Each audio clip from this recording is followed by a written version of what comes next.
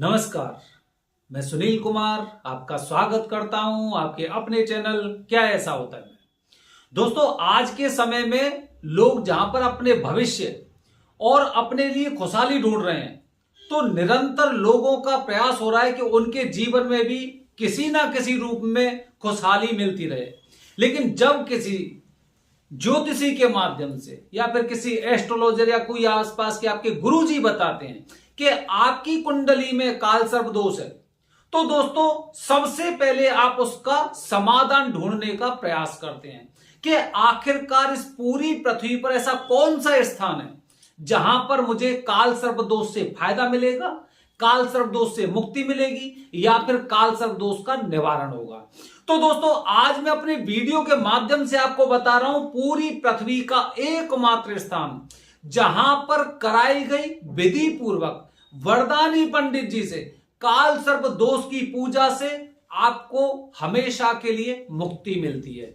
और आखिरकार क्यों मुक्ति मिलती है उसके भी मैं आपको कुछ वजह बताऊंगा।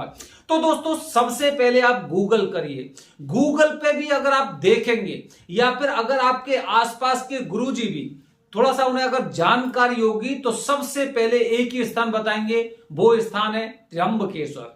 दोस्तों, त्र्यंबकेश्वर एक ऐसा स्थान है जिसे वरदान प्राप्त है कि जहां पर कुंडली दोष से संबंधित विशेषतः काल सर्प दोष की मुक्ति का केंद्र माना जाता है।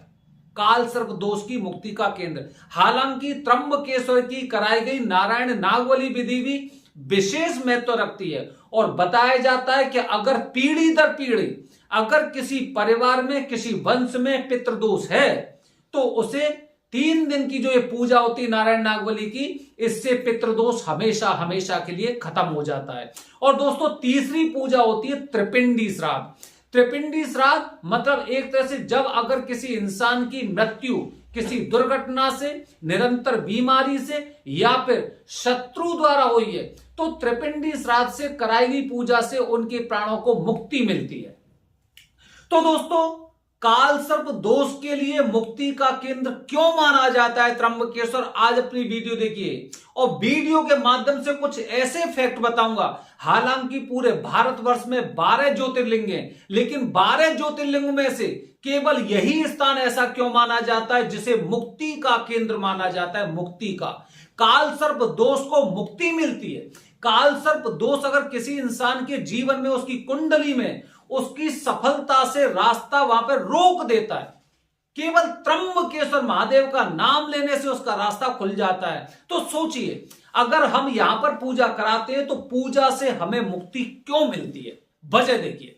सबसे पहली वजह बता रहा हूं दोस्तों, सबसे पहली 12 ज्योतिर्लिंगों में या फिर इस पृथ्वी पर असंख्य ज्योतिर्लिंग है, उन 12 ज्योतिर्लिंग या फिर जो अन्य ज्योतिर्लिंग हो गए उन सब में केवल एकमात्र शिवलिंग है जहां पर 3 रूप में, मतलब एक शिवलिंग में ही 3 शिवलिंग है। ब्रह्मा जी, विष्णु और महेश, ब्रह्मा विष्णु और रुद्र, ब्रह्मा विष्णु और शिव, ये तीनों एक ही शिवलिंग में उपस्थित हैं। जब आप त्र्यंबकेश्वर जाएंगे तो आप देखेंगे जो त्र्यंबकेश्वर में जो शिवलिंग है, शिवलिंग में जमीन के अंदर लोग वहां पे पूजा करते हैं और पृथ्वी के अंदर ही वो तीनों शिवलिंग एक शिवलिंग में मौजूद हैं।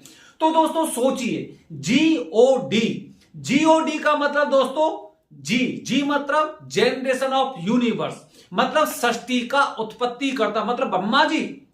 ओ मतलब ऑपरेटर ऑफ यूनिवर्स, सृष्टि के पालन करता।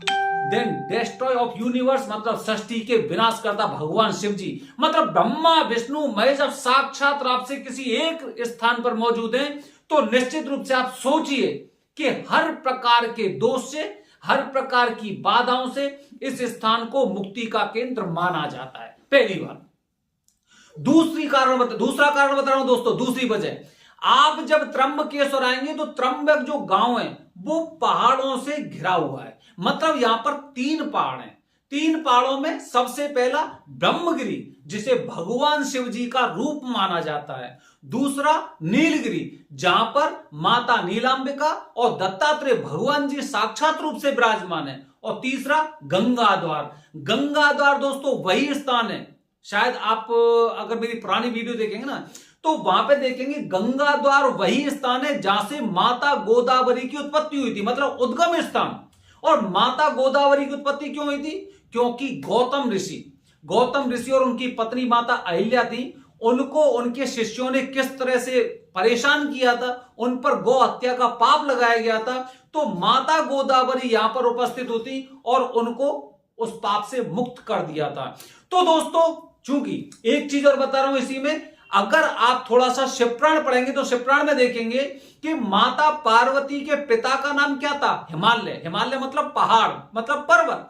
मतलब जब भगवान शिव जी यहां पर ब्रह्मगिरी रूप में पर्वत के रूप में भी विराजमान है, तो यहां पर जब 3 पहाड़ों से घिरा हुआ जो शिवलिंग है, जहां पर दत्तात्रेय भगवान मौजूद हैं, जहां पर माता नीलांबिका मौजूद है, भगवान शिव जी स्वयं ब्रह्मगिरी के रूप में यहां पर उपस्थित हैं, और इसके साथ ही माता गोदावरी का अहिल्या संगम। क्योंकि गौ हत्या इस मानव जीवन का सबसे मतलब खतरनाक दोष माना जाता है, सबसे खतरनाक मतलब सबसे बड़ा पाप माना जाता है। और जब उस जैसे पाप से भी मुक्ति मिल जाती है तो काल सर्प जैसा दोष कोई विशेष मायने नहीं रखता है।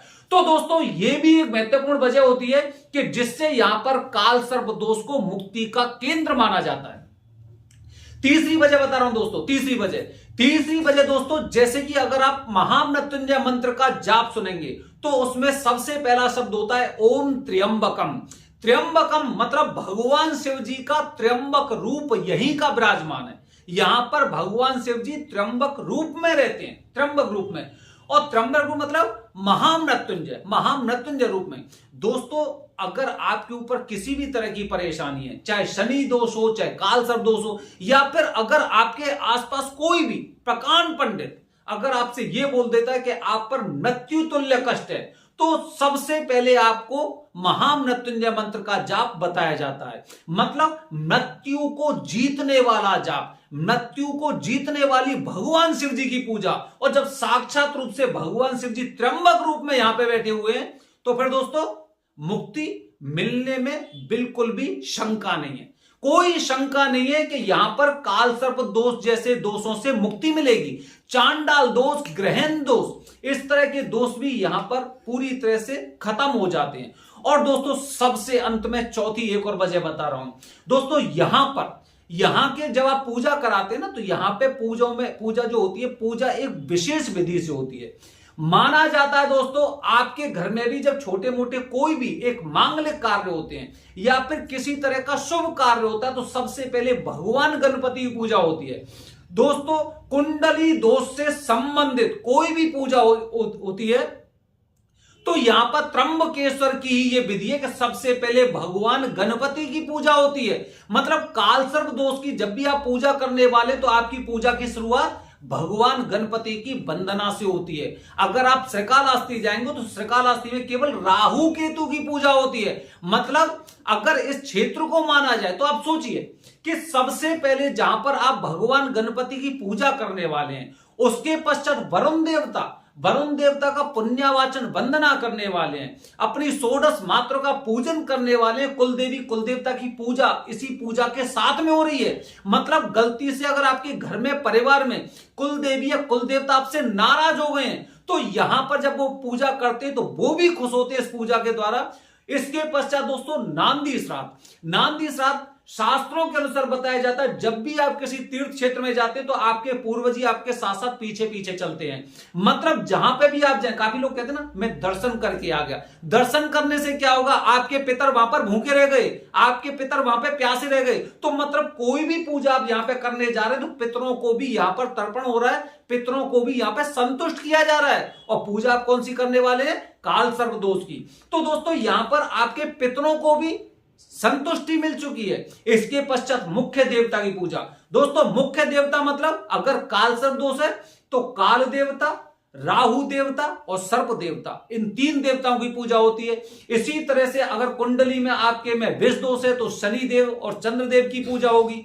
अगर ग्रहण दोष है तो कौन सा ग्रहण दोष है, सूर्य ग्रहण या चंद्र ग्रहण दोष है तो उसके अनुसार पूजा होती। मतलब मुख्य देवता काल सर्प दोष में आपके में काल देवता, राहु देवता और सर्प देवता, ये देवता हो गए, तो इनकी पूजा हो गई। और इसके इसके पश्चात ऐसा नहीं है कि केवल यही इन देवताओं की पूजा होगी, क्योंकि बाकी हमें और भी नवग्रहों को शांत करना है। तो दोस्तों इसके बाद नवग्रह की पूजा हो रही है और कोई भी शुभ कार्य करने के लिए आपको हवन की जरूरत होती है। तो दोस्तों इसीलिए सबसे अंत में यहां पर हवन होता है। मतलब ये पूजा की पद्धति अगर आप कहीं पे भी पूरे दुनिया में कहीं पे भी देख रहे हैं तो इस सबसे पहली पद्धति त्र्यंबकेश्वर की है। त्र्यंबकेश्वर की यह पद्धति इतनी प्रचलित हुई थी और इसीलिए इस पूजा से अच्छे अच्छे जो खतरनाक दोष होते थे वो भी खत्म हो जाते थे। तो दोस्तों ये 4 महत्वपूर्ण कारण आज से पहले आपको YouTube के माध्यम से किसी भी एक चैनल पर आप देख सकते हैं, कोई इंसान आपको बता नहीं पाएगा कि आखिरकार त्र्यंबकेश्वर में ही कालसर्प दोष जैसे दोषों से मुक्ति क्यों मिलती है। यही एकमात्र वजह होती है। अच्छा, अगर मैं इसके साथ मंगल दोष की बात करता हूं दोस्तों, तो मंगल दोष की पूजा यहां पर नहीं होती है, क्योंकि उसका मुख्य स्थान उज्जैन में मंगलनाथ मंदिर है, जहां पर मंगल देव का जन्म हुआ था। बाकी यहां पर पितरों की शांति करवाइए, नारायण नागबली करिए, त्रिपिंडी श्राद्ध करिए, या फिर कुंडली दोष से संबंधित किसी भी तरह की आप पूजा कर सकते हैं। दोस्तों ध्यान रखिए, क्योंकि इस क्षेत्र को वरदान प्राप्त है, इसीलिए यहां पर जो पंडित जी होते हैं, जो गुरु जी होते हैं, जो पूजा की पद्धति को विधि पूर्वक जानते हैं, तरीके से जानते हैं और इनकी पूरी पीढ़ियां लगातार इस तरह से पूजा करती रही हैं, पूजा की पद्धति ने बहुत अच्छी तरह से पता है, इसलिए वरदानी पंडित जी इसमें आप जरूर याद रखना। वरदानी पंडित जी से यहां पर कराई गई पूजा आंख बंद करके काल सर्प दोष से मुक्ति को देने वाली होती है। आने वाली वीडियो में दोस्तों आपको बताने जा रहा हूं, कुछ समस्याएं तो हैं, लेकिन पूजा मुझे कैसी करनी चाहिए, आने वाली वीडियो में काल सर्प दोष के बारे में अन्य जानकारी। हर हर महादेव, हरि ओम।